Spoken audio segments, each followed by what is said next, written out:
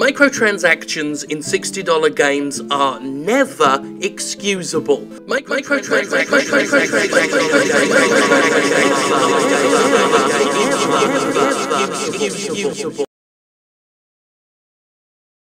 Ask you how you are, you just have to say that you're fine when you're not really fine, but you just can't get into it because they would never understand. Alright, let's stop with the shitty filler. Hi guys, it's Daddy Sibber once again.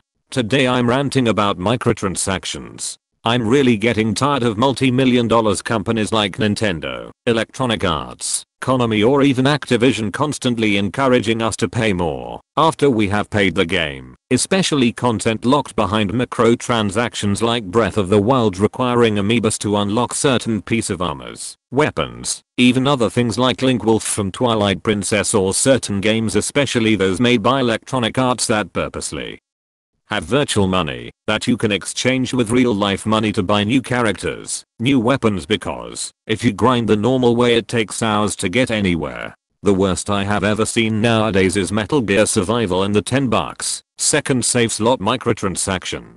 At some point virtual money will be replaced by real life money, damn it. However, if this happens I will move on and download illegal ROM hacks from Emu Paradise or shit like that, because I will certainly not support companies that literally scam you. Speaking about that, nobody wants to play games made by Electronic Arts or Konami because of the microtransactions.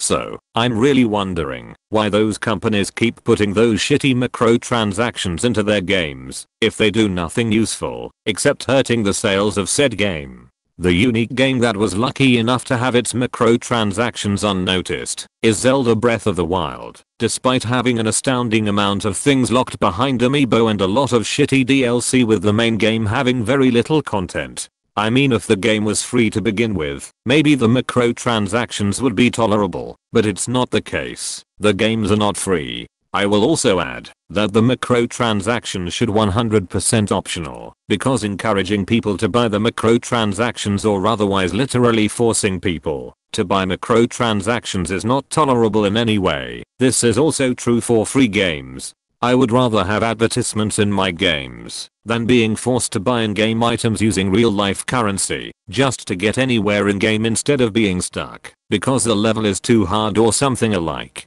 Also, viewer, please share this video and make sure to boycott those shitty corporations that want your money and talk about it as much as you can. When you boycott a company, or make sure to be loud enough, the company will hear your complaints and make changes. This worked twice so far, once with Sega in the game known as Sonic Forces, which had the super form locked behind the microtransactions. After talking about it constantly, Sega cracked up and made the super form free for everyone. However, I still don't understand why the super form is not in game, but requires you to download a free microtransaction that I should call a patch, since it's free now. Maybe the last step is that Sega includes Supersonic in an update of the game, and the second time was with Star Wars Battlefront, which doesn't have microtransactions anymore, and even if you want, you cannot pay for upgrade for your characters, so everyone has to play the game legitimately to get what they want. So, make sure to share this video and boycott any money grabbing company, because they'll certainly not ignore you, especially if nobody buys their shitty pay to win games. Thanks for watching, by the way. So basically, what I was thinking of was, oh fuck, I can't believe you've done this.